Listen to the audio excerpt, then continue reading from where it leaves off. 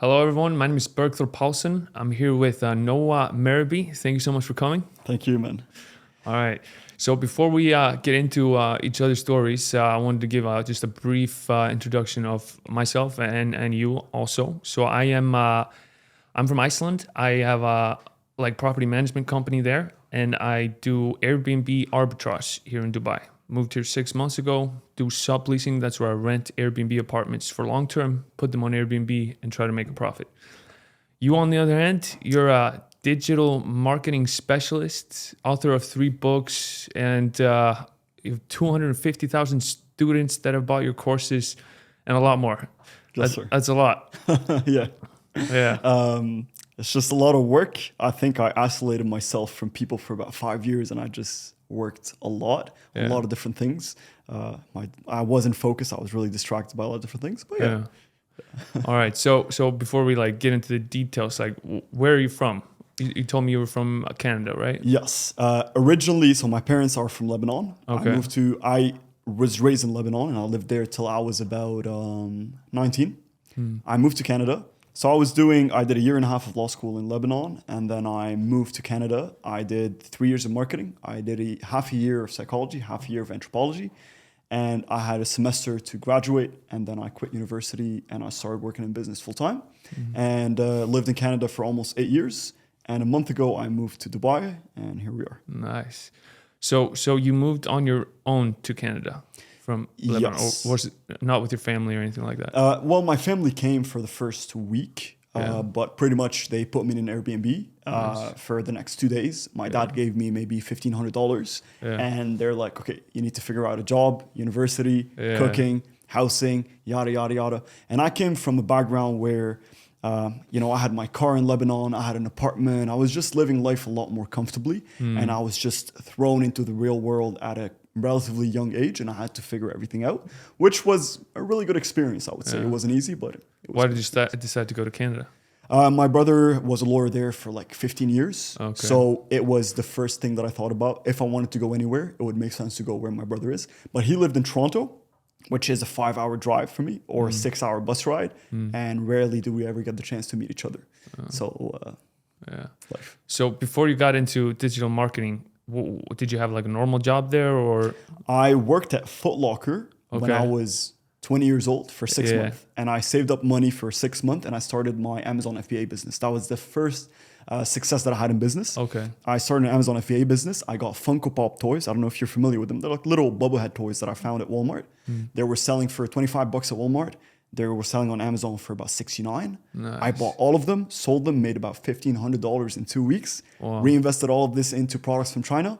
Didn't sell any of those products. Had them shipped back from Amazon, thrown in the trash, and then I was in a limbo. But that's what I was doing. I was working kind of in retail sales. And so that was the first entrepreneur thing you ever did. Venture. And was the next thing you got into digital marketing, or? Yes, I started a digital marketing agency. Yeah. Not having a lot of experience. I would work with clients for free for the first month. That was 6 years ago. So I'll work with them for free for the first month.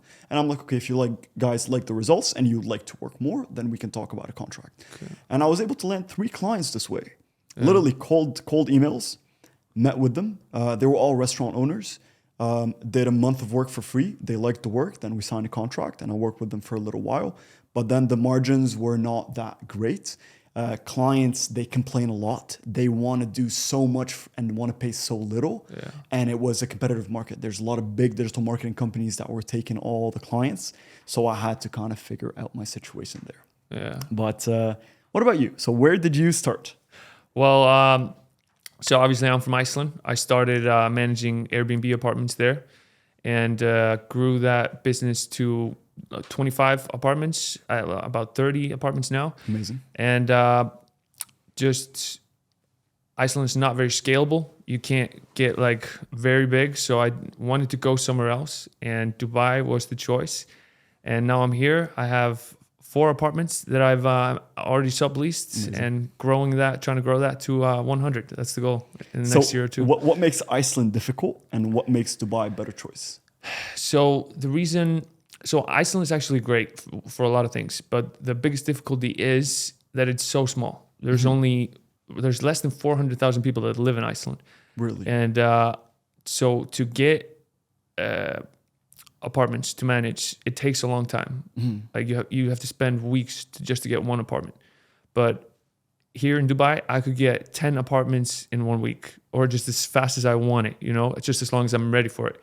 So it's really just the scalability here in Dubai that's so interesting. People. Yeah, more people, and you could just grow and grow and grow, and everything's so much faster. And yeah, there's just a lot of reasons for why Dubai was the choice. What's the vision? What's the vision? Probably right now, just to grow to about at least 40, 50 apartments.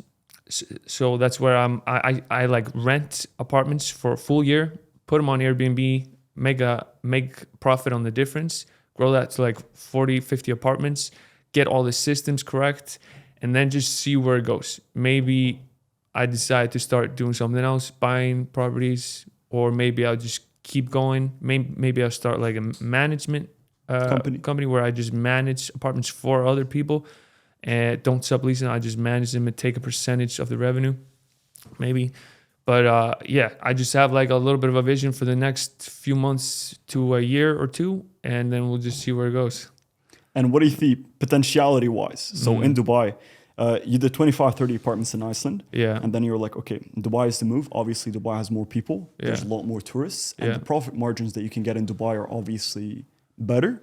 They're actually not better. Really? They're probably similar, but if anything, a little bit worse. Really? But the thing is here, I think you can just automate things a little better, because obviously you can hire people into your role a lot cheaper than in Iceland. And like I mentioned earlier, you can just get so many apartments so fast. Yeah.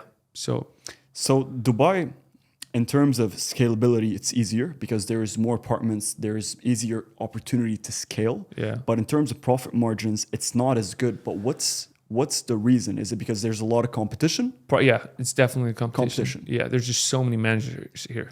Everybody's managing Airbnb apartments. Yeah, Airbnbs. So many Airbnbs. Not so as many in hotels. Iceland. No, there's less. Definitely less. Which gives you and Iceland's actually very big on tourism. There's a lot of tourists there. Yeah, so that's the reason.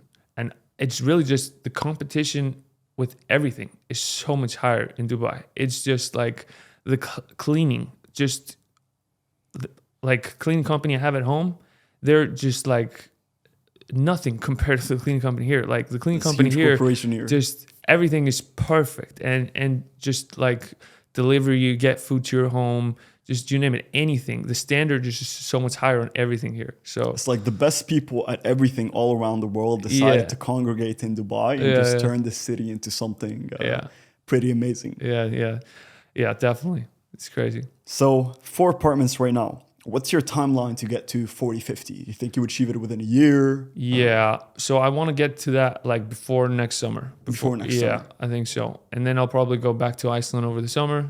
Expand a little more? Well, I don't think I'm going to be expanding a lot more in Iceland. I'm just going to be focusing on Dubai, I think. 30. But I just want to be like, obviously, Dubai's hot in the summer. Iceland's pretty nice in the summer. I want to stay in Iceland. You already experienced one summer here. Yeah. I came here in the summer. I've only been here 6 months, so I came here in the heat. Now it's starting to cool down a little bit, so I've pretty much only experienced Dubai in the summer. But let's go back to you for a little bit. Yes. So the thing you're doing, is it the same as what I keep hearing, SMMA? I keep hearing this. Yeah, is that the same? I don't do SMMA. No. What's the difference between that to SMMA is social media and marketing agency. Okay. When people do SMMA, they do social media management, they do websites, they do SEO, they do all of that stuff. And these are things that are time consuming. SEO is very time consuming. Websites are very time consuming. All of these things, social media is very time consuming.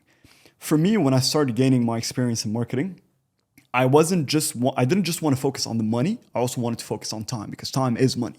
So I'm looking, I can work with a client who pays me $5,000, but I have to spend 40 hours a week working for them. Yeah. Does that make any sense? Yeah. No, it doesn't. So I started focusing on something called lead generation. So all I do in marketing right now, even though I know how to do websites, I know how to do CRM systems, SEO, all of that, I've already done that, but they are time consuming. So I focus on lead generation. I have companies that I work with, for example, let's say a car dealership. They want more leads, people who are looking to buy cars. I run an ad. There are companies that I'm working with right now. I literally ran an ad 6 months ago. 6 months ago. I did not touch it ever since. And it keeps bringing in leads every day. I don't do anything. Leads come in, they go to the company, they sell leads, they pay, and then repeat. So what I focus on in marketing is lead generation in different industries, basically. So you don't manage their Instagram accounts. You just put up advertisement, bring them leads. And do you how do you charge them? Do you just have a contract? So there's always an onboarding fee. People pay an onboarding fee to begin with, and then they have charge per lead. So every lead that they get, there are 2 types of lead. There's something called a pay-per lead, which is name, email, phone number, and city. And that's like just somebody who's interested. And then there's a qualified lead. Same information, name, email, city, phone number, but also budget for the car. What kind of car? Sports car, SUV, what kind of brand of car you're looking for, how long you've been employed, how much is your salary. This is a full application. This is called a qualified lead. So those are priced differently, but I usually just charge an onboarding fee for me to begin with, study the market, run the ads, and then I charge them per pay-per-lead and per qualified lead. And that's it. Makes life so easy. Doesn't take a lot of time. You run an ad, maybe you optimize it every weekend, but that's pretty much it. So did you start this in Canada? Yes. I started working in industries such as solar industry, for example, was one of the best industries. Solar was booming, and I started working in solar industry, for example. Car dealers, car loans are one of the best industries you can get into because it's very easy to get people who are interested. And using Facebook and Google algorithms, it's very easy to find the people that you want to find. So I started there and now slowly shifting that into here. Nice. And how many clients do you have right now? Right now, about 6. Okay. But even though I have the opportunity to expand into more people, I don't, because the 6 people that I work with are people that I worked with for a long time. Yeah. One thing that I hate about B2B businesses is clients can be a pain in the ass. And that's something that maybe you running the Airbnb business, you're going to notice that sometimes tenants are very picky about. I'm not sure. I've never ran such a business fully, so I don't know exactly. But I know in marketing, for example, let's say I get leads to a car dealership. Their sales guys, they have a great week. They close $10,000 in commission worth of sales. They make a big paycheck. Then next week, they're complacent. They're comfortable. They made their money. So then they don't perform as well. Their boss comes. What's happening? They say, oh, the lead quality wasn't as good this week. But you didn't do anything different. So I'm like, I'm still running the same ads. Nothing different is happening on my end. So this thing becomes a pain in the ass. So eventually I'm like, okay, for me, it's more about peace of mind. 6 clients, they pay enough for me to have a certain lifestyle along with other things. I'm like, okay, now let me focus on other stuff. You know what I mean? So doing that, 6 clients, I don't know if I would expand. It would depend on the client and the size of the business. But I think that's a pretty good margin for people to focus on. Yeah. One thing that resonated with me, what you said, is that clients are a lot of work. So the reason in Airbnb, there's like two models. You can either sublease or you can manage for other people. And if you're managing for other people, then the owners are obviously taking a big chunk of the money, and they're going to be bugging you about every single thing. They're going to be saying the photos are not good, the furniture's not good, this is not good, you got to change this, change that, change that. And imagine if you're managing 40 apartments for 40 different owners, it's just a lot of work. But if you're subleasing them, then you just pay them a specific amount every month. And they don't care because they just get a fixed amount and they're not going to bug you. They don't want to be bugged. So that's why I focus on subleasing rather than management. So I resonated with that a lot. Oh, yeah. So tell me, these 6 clients are obviously in Canada. Are you trying to get clients now in Dubai, or you just live here for the I'm not lifestyle? trying to get clients in Dubai. I actually recently started working on a brokerage and investment company in Dubai. Nice. So part of all this experience that's been accumulating, I'm like, okay, real estate is obviously big in Dubai. For me, when I came to Dubai, I'm like, okay, I'm an expert in marketing. I'm an expert in sales. Yeah. What's the highest ticket product or service that I can find in Dubai that I can capitalize on? Obviously, first day I found the answer, real estate. Real estate is the most profitable thing you can get into in Dubai. On the contrast, there's a lot of competition. Competition is crazy. But at the same time, when you acquire a certain set of skills, I looked at the competition. I looked at the people operating. There are some great real estate companies here. But majority of people, they come here and they start a real estate company thinking that they can make it work without any prior experience or knowledge. Now, having a lot of experience from Canada and bringing it into this, The focus here is going to be the brokerage and investment company as a next step. I think all the experience that I gained is going to help elevate that. And this is why I was really interested in Airbnb, because when I first came here, one of the first things that I thought about is subleasing. But then the hassle was finding clients or finding companies that would allow you to do that. And I spoke to a bunch and they all said they're not open to it. So I think something that you mentioned in one of your videos is that it really takes time to find a company that would allow you to do the subleasing. But then I did more research and I'm like, okay, this comes with its own headaches of you need to renovate the apartment and all of that. And one thing, it's a concern, also a question that I have for you. You came here during the summer, which is a low season. I'm like, okay, I can get an apartment, I can do subleasing, and for 6 months, it's going to do really well. But then during the summer, people leave and there's not as many tourists in Dubai. How do you manage this? How do you have you been through this?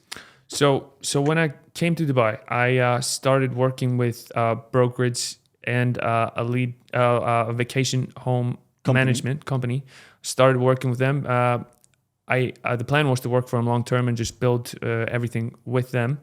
But then I just kind of decided to go into my own direction. So I went through the summer with their properties and saw how everything was.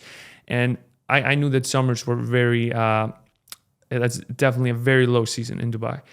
But the thing is, if you present your properties correctly, if you just have nice photos, you do everything correctly, you're just gonna have to set the property at the right price, and you're gonna get booked. I'm gonna be able to be at least 80% occupied in the summer. Obviously, just the price is just gonna be a lot lower. But when I estimate my the revenue of an apartment, I take the summers into account. That obviously the summers are going to be a lot lower. But I was in Dubai for the whole summer. I watched how 20, 30 properties were running with this company that I worked for. And I could see that if we just present them correctly, if we have the price low enough, we're going to get booked. So, yeah. This is actually very interesting because the prices during the summer are a lot lower, but are they enough to make you break even at least on that given month? Or do you even make profits maybe during the probably summer? Not profits, but you're going to break even or maybe lose a little bit during the summer months. But you compensate during the winter months. Exactly. And the summer months are only 3 months, and you have so many other good months in Dubai. You know what I mean? What about compared to Iceland? In Iceland, you only have 3 or 4 peak months, and the rest are just off season. Okay, but do you get bookings during off season as well? Absolutely, people come to Iceland the whole all year. In the summer, it's just weather's great. In the winter, you see the northern lights and stuff like that. But there's definitely a big difference between the summer and winter. Yeah, amazing. Yeah. So that's the thing the main concern was like, okay, prices of real estate during the summer are a lot lower. I assume even sales in real estate are a lot lower. Yeah. So this is a way for you to compensate is that you would make, let's say, I don't know, 2-3 times what you're paying during winter months so that you compensate for break evens during summers. Absolutely. Okay. And do you think that would you think about any, for example, creative ways that you can actually boost revenue during summer for you to go above break even and maybe make a little bit of profit? Or do you think it's always going to be saturated during summer to break even? That's something I just have to try out next summer. But one thing that I know some people are doing is putting the apartments not on Airbnb, but just on Property Finder, trying to find a little, try to find a little more long-term tenants in the summertime, somebody that can stay for a month, 2 or 3. But yeah, just the summers are always going to be less. You're going to make a lot less in the summer. But what about you say you were starting a property brokerage and investment company. So a property brokerage, you're starting a company that just sells apartments and rents apartments for people. Not rents, sells. Just selling. So I started building connections within developers, and I would just take early projects that the developers are working on, and I would run ads in different countries. I would get leads. This is what I do for a living. I get leads who are interested in buying properties. I would get on the phone, and then I would train sales guys to get on the phone with these people and basically sell them on an investment property with certain capital appreciation, with certain return on investment, close them on the property, In terms of a brokerage company, you would earn 5% of the total price of the property. Yeah. So if you have an agent that works with you, you have a sales guy, they will usually get 2 to 2.5%, which is quite a bit. So if they're closing a property for $1,000,000 dirhams, they're actually making about $25,000. Crazy. Agents can make a lot of money. Oh yeah. And you're making that per deal. So I'm imagining I'm somebody who likes to do things hands-on. So as much as I like my time to be for myself, because I want to invest this in the right places. If I can be on the phone and close clients myself and make 5% instead of just having agents call and me making 2 to 2.5%, I would do that. I would get agents to do the calls while I'm also making calls, because 5%, the average property sale here is going to be around $1 million. Some properties sell for as much as 10 million, 20, dirhams, 50, right? 60. $1 million dirhams. It's still quite a bit of money. So you're basically just these are what are called off-plan apartments here in Dubai, right? 100% Yeah. off plan. So you're just talking to developers and selling the apartments that are usually not even ready yet. They're not even And ready. do you already have agents, or you're still in just the early process? I have agents in mind. I have people that know me and they know that, okay, once I have something solid, I'm going to bring them in and they're going to start working. But for now, I'm building this by myself. It's still in the early stages. I'm still learning everything to it. But it's a very interesting model because you're the middleman. You just get the leads, you do the ads, you get the leads, you sell, and then you send the clients to the developers. And then your job is done. You earn your 50,000 dirhams and then you're done. You don't have to go again. And then this client, if they want to buy another property, because majority of clients that want to do investments in Dubai, they usually have capital to invest in several properties. Once they get one property and they start seeing the capital appreciation on the property, they bought it for $1 million, now it's worth 1.2. They're like, okay, this is good. They're going to call you again. Hey, what other properties, what other developers do you have in mind? I want to invest another $5 million. Then you start building a relationship. And it's a very nice work because your clients are going to come to Dubai to see their projects. You're going to get a nice car. You're going to go to the airport. You're going to get your chauffeur to pick them up, take them to their hotel, then take them from the hotel, show them the properties, invite them to dinner. It's a very nice field of work to get into. And you'll meet people, you'll network with people who are very high net worth people and people who are very high up the social echelon. And you'll be able to get with these people to a lot of different places. So all these points just kind of made sense. And I said, okay, let's get into that. But to be honest, when I first came here, the first thing that I had in mind was subleasing. Subleasing and Airbnb. Because did you ever do that in Canada? I have my business partner. It's a funny story. So this is a guy that I messaged 6 years ago and I'm like, I would work for you for free. I saw that he was pretty successful. Worked with him for free for about 6 months. Then we started working together. I started working for his company first. And eventually we ended up as business partners in a lot of projects. And he owns several properties in Canada. I'm not sure exactly how many, between 15 and 20. And he was doing Airbnb. So a lot of the work, I was looking at the accounts and looking at the Airbnb and just crazy numbers, crazy figures. One issue that happened in Canada that came up eventually is that Canada said, okay, we're going to start reinforcing certain regulations where it's one Airbnb per person because the prices of rent prices were going through the roof. Now, obviously, you can find ways around it. You can get more than one license. I'm not exactly sure how it works, but that created a big obstacle. Here in Dubai, you can go get 30, 40, 50, as long as you have an agreement with the leasing company, you don't have any issues. But in Canada and a lot of different places in the world, these problems started to occur where the governments wanted to limit the amount of properties that you can put on Airbnb so they can limit the price surge for rent. And that created a lot of issues. So that's where the switch happened. Yeah, exactly. Yeah, a lot of cities in America are like cracking down on regulations. And in Dubai, there's a lot of like regulations you have to follow. You have to like register this, register that. It's so much more than an mainland Iceland company. It's so much more than in an Iceland. Actually, you don't have to have a mainland company to sublease. I think you can sublease one property on your personal name. I'm not exactly sure what the rules are, but if you want to grow a company, exactly. So I just started a mainland company because I knew where it was going to go. So comparing the process, Iceland to Dubai, you said Dubai, the process is a little bit more complicated.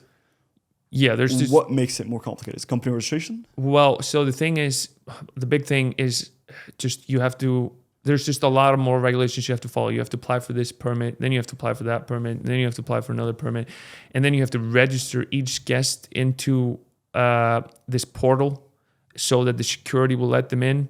Like in Iceland, you just send them the lockbox code and they go into the apartment. Take the key. Yeah, exactly. But here, there's just a lot more regulations that you have to follow. One thing, tell me, so you looked into this arbitrage model, subleasing model here in Dubai, and what other obstacles did you face? And The main obstacle was finding companies that would allow subleasing. Okay, so I hear that a lot. So I recently started posting like a little videos on my Instagram about subleasing, and that's a lot of people are saying that's the biggest problem, and that's actually what I think is the least amount of problem. Really? Yeah, because as long as you're presentable, which obviously you are presentable, you just have to talk to maybe 10 agents, and then two of them will say, yeah, owner's okay with subleasing. So you just have to talk to enough agents, but obviously you have to be presentable. You have to show them that you know what you're talking about.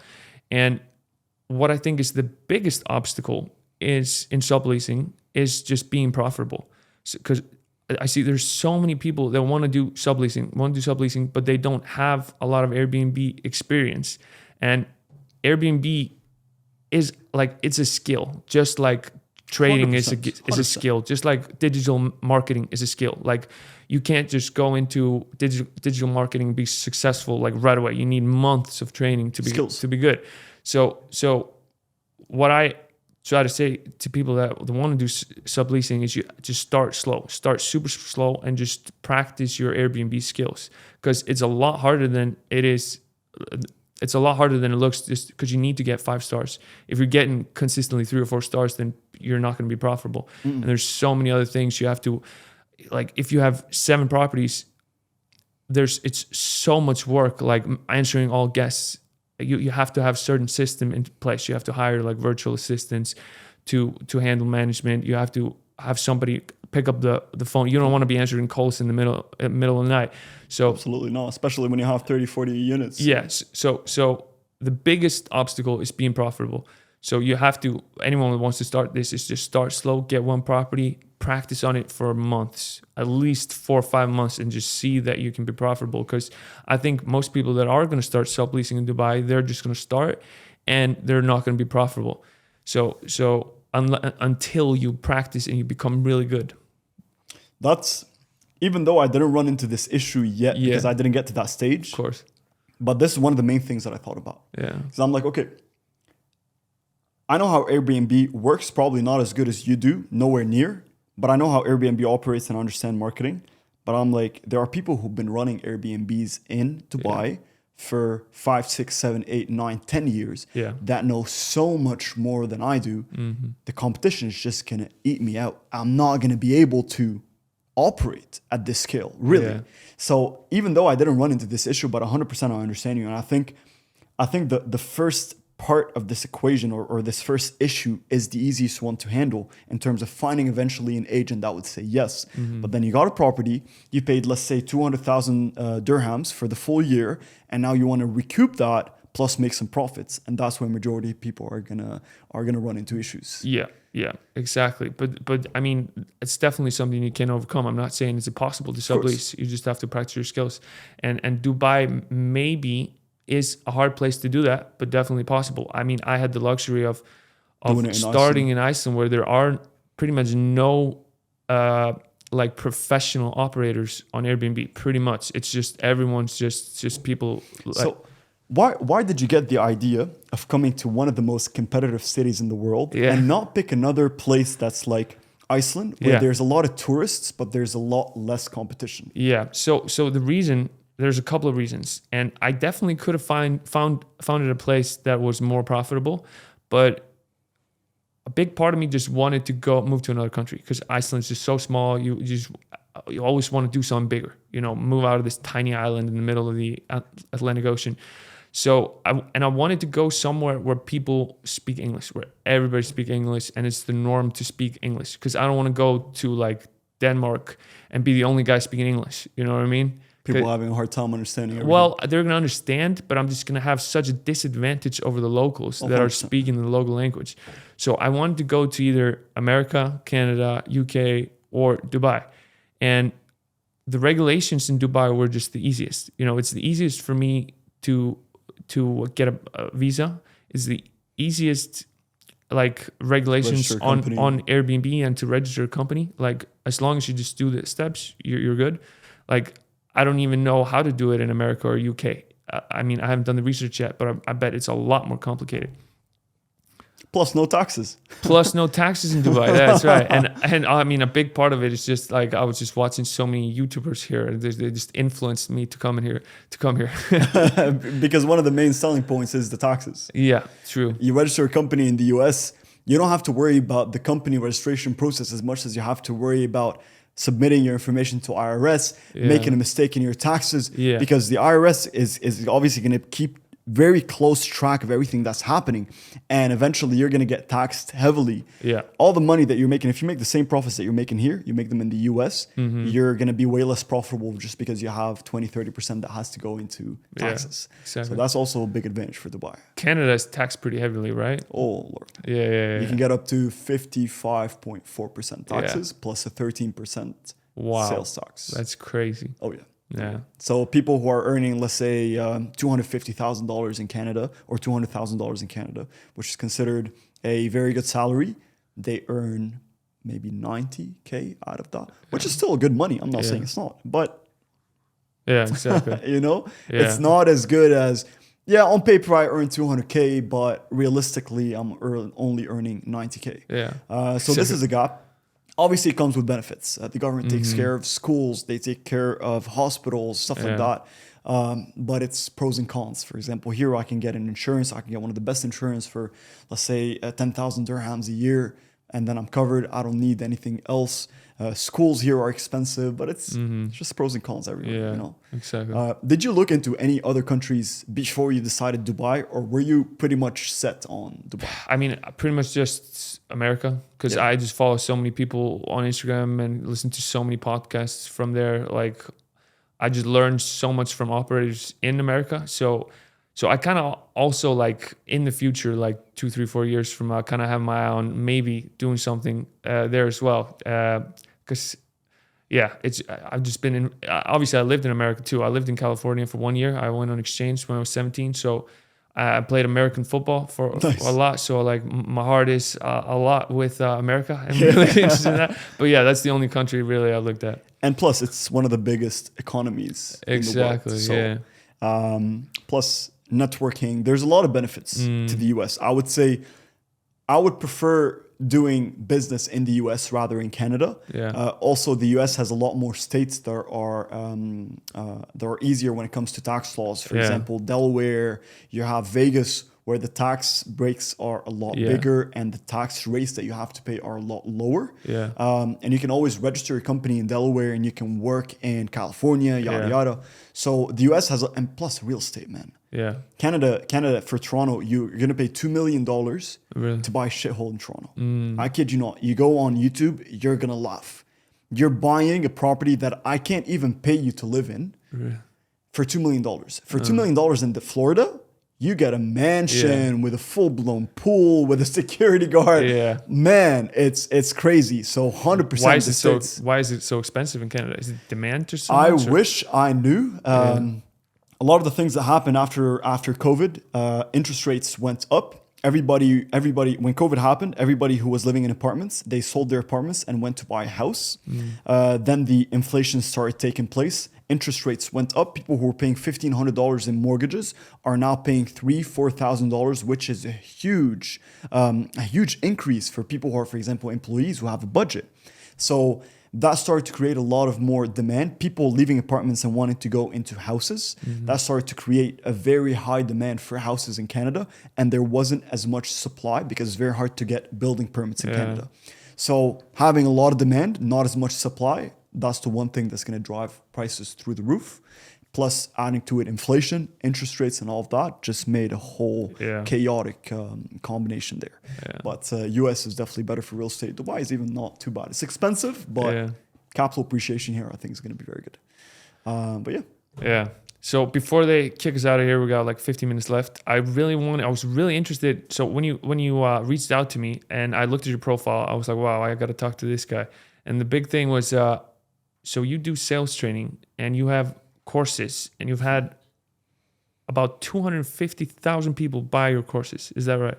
On Udemy. How does that work? I see you have like maybe 50 courses on there. 70, almost 80 courses. Yeah, you're just teaching all kinds of things, right? Majority of stuff that I teach are related to personal development. Okay. When I first started in business, my mentor told me success is 80% mindset. Yeah. And I spent about 5 years literally in the University of Ottawa's library at home just reading books. I read maybe over 1,000 books. And I applied so much in terms of personal development and mindset development that this became one of my best skills. Before getting into sales and marketing and trading, I didn't want to teach those skills because I'm like, these are the skills that I can capitalize on with my personal clients. Majority of my courses, I focus on personal development, mindset development, neuroplasticity, psychology, stuff that I learned in university and stuff that I learned by myself. And that's where I got my majority of the students. And keep in mind, Udemy, I haven't actively worked on it in about 3 years. Really? I made my courses, I made my name on the platform, and then every month I just keep getting more students on the old courses. In terms of sales, you can't do a course, man. I've done the Jordan Belfort's course. I've done a course for sales by Grant Cardone. We were talking about him earlier. It's not the same. When you get somebody in person who's training your sales guys, it's a completely different experience. So yeah, courses were majority of them based on psychology, mindset, success mindset, psychology, personal development, productivity, stuff like that. But that built pretty massively. So where's your biggest source of income right now? Is that this digital marketing, or is that these courses? The biggest source of passive income is online courses, for sure, hands down. The biggest source of active income would be digital marketing. Working in all crosses, digital marketing, lead generation is one of the most profitable things you can do. And especially expanding now into some clients that I'm talking to in Dubai. Even though I don't want to expand into too many clients, but what I noticed is that clients in Dubai are willing to pay a lot more. A lot of partnerships in Canada and a lot of the mentality in Canada is, I don't want to pay until I see results. Or let's do a partnership. Companies that don't have a lot of money, they're like, okay, how about once we start making money, then we'll pay you. These partnerships are a little bit problematic. Here in Dubai, you don't have these issues. You charge the fee, you charge per lead, and then you start scaling. So let's see where this goes. But for now, it is digital marketing, hoping that it's going to be the brokerage company. Yeah. What about you? Airbnb right now is the biggest business model. Yeah, it's the only thing I do. And everything in Iceland is still up and running, operating. Yes. Do you have people managing? Yeah, so what I do, obviously there's a lot of factors you have to do. I have my cleaners. I have a cleaning company. I outsource everything to a cleaning company. And then for communication with the guests, I have virtual assistants in Pakistan that do that. Obviously, that's a lot cheaper than having staff in 100%, Iceland. 100%. So they handle all the communication. And then I have a handyman just on the ground that goes and handles all the issues. Exactly. And they're just all in a WhatsApp group. They just run it all by themselves. I have the group muted, and the only time they need something from me, they just tag me, and I'll check it out. So it runs pretty much automatically. The only thing I handle is like the pricing and making sure the listings look good, maybe update the photos a little bit, do stuff like that. And that's what I'm building towards here in Dubai.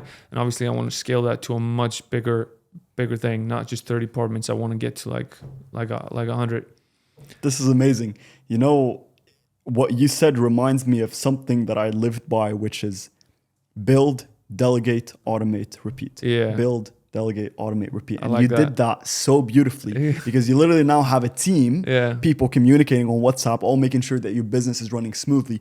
And you only get in touch when there's something urgent that they need. Otherwise, the business is pretty much hands off. So it is kind of a source of passive income for you at the same time.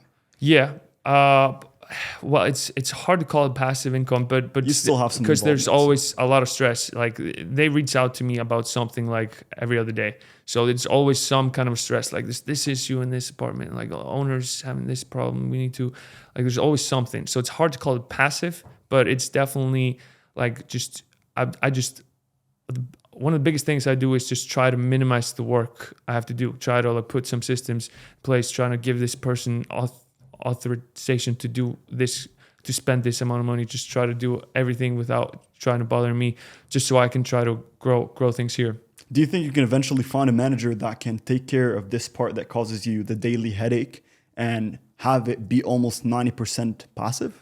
I mean, I'd say it is 90% passive already, but the 10% is just still a lot of headache. It's not a lot of headache, but it's good to have some sort of involvement. I think I'm never going to be able to outsource everything, but I think I'm just always going to get that 1% more, just to the people that are already working, like give them permission to handle this. Maybe eventually I'll give, I won't be handling the pricing anymore myself. I'll give that to somebody else. So I'll just always try to delegate a little more. I have a question, but first I wanted to ask you something. Yeah. One of the main issues that we're talking about problems with Airbnb. One issue that I thought about is also capital, because you're doing leases for a year, right? So you're fronting about $100,000, maybe a little bit less, $70,000 to pay for the full year. Yeah. Betting on yourself that you'll be able to recoup what you spent plus make some profits. Yeah. For a lot of people who want to get into Airbnb businesses, if they don't have capital, they can't get into it. Yeah, exactly. That's an issue I'm going to be running into pretty soon. That I'm have spent all my money. Obviously, I have saved up some money, and I have room to get a lot of properties, maybe 10 or 20 properties. So what I do, so I don't have to pay the entire rent full year. 3 or 4 payments. Yeah, I look for a landlord that accept 4 payments. So I just have to put out like 3 months at a time. Perfect. And but obviously I have to spend a lot on furniture, and then I have to pay the agent commission. I have to pay 5% security deposit. So there's a lot of money that goes into securing each apartment. But once you have a big portfolio, then you start making enough money and you can use that money to get the next apartment and etc. But in Dubai, because you can scale so fast, once I get all my systems right, I have 10 or 20 apartments, I might be looking for an investor or a partner to come into this with me to try to scale it faster, so I don't have to wait for money to be saved up to get my next apartment. And that transitions pretty well into the next topic I wanted to talk to you about, is content creation. Like, I recently started making some content on Instagram, and I posted about 8 posts or something, but it's crazy how much it changes. Like, I've just posted like 8 videos, and I get like 30 messages every day, just photographers wanting to take photos, or interior designers that want to help me, or even investors asking if they can invest. Yeah. So looking at you, like you have a YouTube channel, you've got it all. You've been doing this a long time. Like, what's your content creation journey like? I did not expect content creation to be the way it is. I created videos on Instagram for about a month. I think I had one video that did very well, got almost like 100,000 views. Yeah. And I started getting messages pouring in. Yeah. I noticed that when I got to that point, I realized that this is not what I was trying to achieve, especially because the videos that I was posting was more little pieces of wisdom, personal development, was also not purely related. You do something very niche and specific. Yeah. I was more sharing pieces of wisdom, and a lot of messages. People want to edit the videos, do this, do that. And I'm like, okay, everybody got it wrong. I'm not trying to do this. I had a few videos recorded with some people. I'm like, it would be fun to upload the content on Instagram. I wanted to focus on YouTube. When I uploaded videos on YouTube, I wasn't focused on, I want to grow my channel. I was like, okay, I have some interesting ideas. I want to create a YouTube video about it. And it picked up traction. I think I'm at almost 12K on YouTube. Yeah. But my focus was never, I want to create content and I don't think it was yours either. I don't think you created content. You were trying to document your journey. Yeah. And I noticed that it's when people try to document their journey, share their skills, wisdom, information, knowledge, this is where they do the best. Yeah. And it's people who are trying to create content to get views and to get traction are the people who end up quitting after a week because nobody likes their content. Yeah, so I think it's that. I didn't expect to get any views. I thought, I listened to a lot of Ryan Pineda, and he like influenced me in a way. But all I said to myself is, I'm just gonna post 100 posts, see what happens. Because also it's just it's such a good like business card, your Instagram page. 100%. just say I reach out to a landlord and I want to get his property and I'm trying to convince him to sublease his apartment. If he can see my Instagram page where I've posted like a bunch of videos on what I'm doing, he's going to be so much more likely to work with me. So even if, what I always thought is just, even if you're not getting a lot of views, even if you're just getting like 500 views per video, you're just building up your business card. So I just think it's so powerful. It is. Yeah. And eventually, hey, whatever comes with it, we met because of these videos. Exactly. And you're obviously going to have so many business connections because of these videos. And these are just pluses that you get on top of that. So yeah, exactly. I have two questions. Yeah.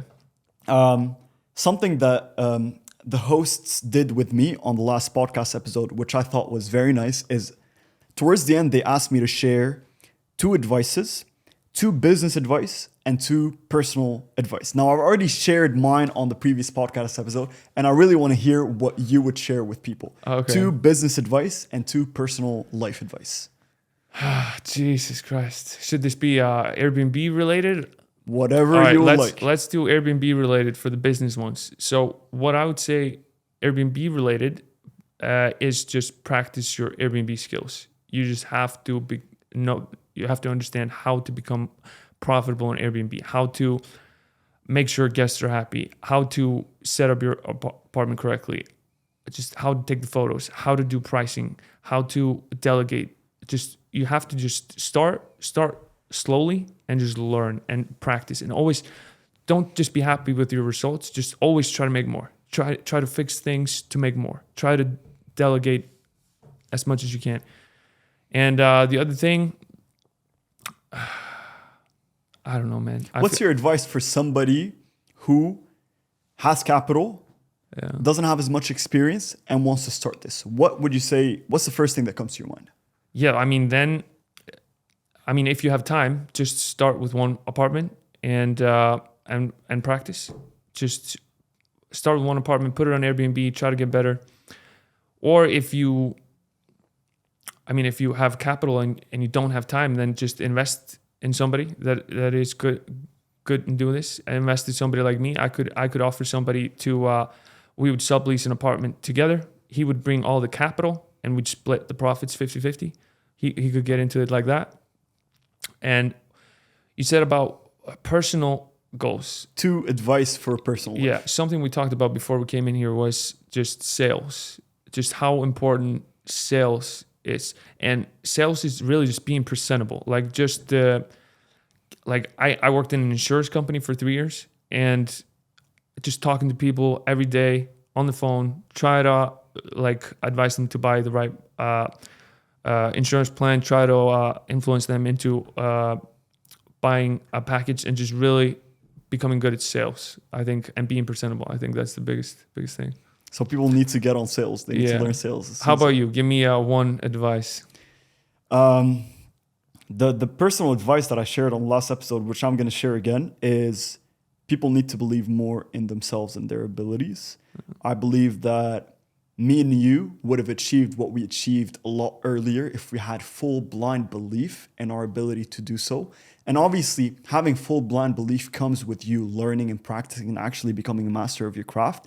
But I believe if more people, I see so many people that have potential, man, but they don't believe in themselves. They don't believe that they can make something happen. And it breaks my heart because I'm like, man, you have the potential to do something great, but you stop at, but what if, So that's the personal life advice that I shared before and that I would share again. And obviously, skills. You spoke about sales. I would just say skills in general. I've done so many years of school, but I never finished my university. I did 2 years of civil law. I did 3 years of marketing. I did a year of psychology and anthropology.